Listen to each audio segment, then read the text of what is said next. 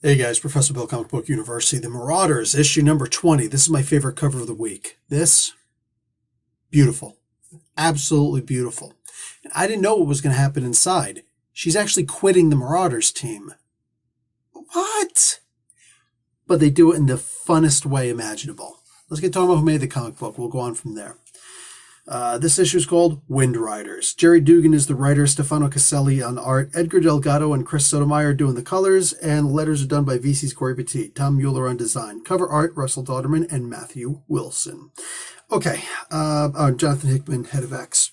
So the next Marauders issue is going to be the Hellfire Gala. Now, I already read, I think last week, that's when it came out, the previews for the Hellfire Gala.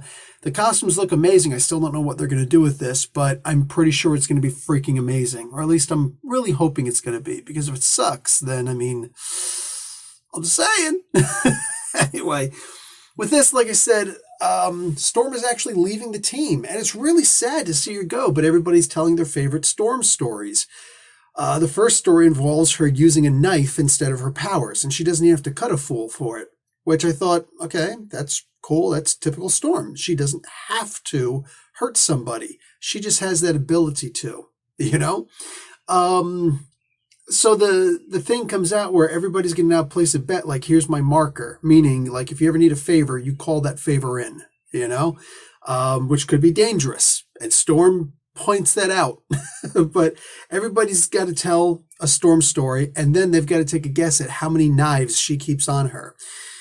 I don't think that she showed them all either, but it's cool that they showed a whole bunch of them. Anyway, all these stories were amazing. They were fun. Bishop had the absolute hands down best story of them all. You can all stand in line and I will knock you all down for it, man. Disagree with me. You get in that line. Bishop had the absolute greatest freaking story in here, absolutely amazing. There was this story with this new character Lash. She might be a new character. I don't know if she is or not. I'm not familiar with all the mutants, but I don't know, man. Isn't there already an Inhuman named Lash? And with all due respect, he's freaking awesome. He's freaking awesome. He looks like a Kuda from Street Fighter. So anyway, if I did have one complaint, it would not be the art, because the art was just spectacular. The shading in this, the colors, everything in this book, dude.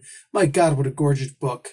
But if I were to make that one complaint, it would be that every single one of these stories are recent stories. I mean, when you think about the history of Storm and Kitty, and she only put down that she fixed her nose one time and made fun of Emma Frost for being all sorts of into plastic surgery, like that, when she was trying to walk through the Krakoan gates, that is the memory that she chose to share. That's the best one that she could do. Come on, man. Let's go a step further. Callisto, she can't even name something, but the story that she was going to name, there were Krakoan gates there. Yeah, I'm sorry. No. Give me a break. Fighting for leadership of the X-Men because she thought Warren was hot? Yeah, sorry. I know a lot of people were like, didn't she think Cyclops were hot? Well, it's one of the differences between the freaking cartoon and the comic book. But bro, come on. Some of these stories, this is one of those things where I look at Jerry Dugan doing these stories and I have to stop for a second. And these are one of the ones where even though the story was great, I have to stop for a second and just think to myself, dude, have you ever read comics? I mean, really sat down and read comics? I don't think it would be that hard to bring up just a couple of different things from before the island of Krakoa that just doesn't make sense. The nation, I should say, specifically of Krakoa. That just doesn't make sense. None of that makes sense at all whatsoever. So to see this, it's I'm not buying it. I'm just not. Anyway, the story was still really good. I love the principle of it. I love the concept of it. Just the short-sightedness involved in actually putting these stories together. It seems like just such a missed opportunity. Terrible missed opportunity.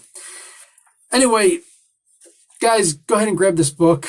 Don't let my one gripe confuse you from the fact that I absolutely loved this issue.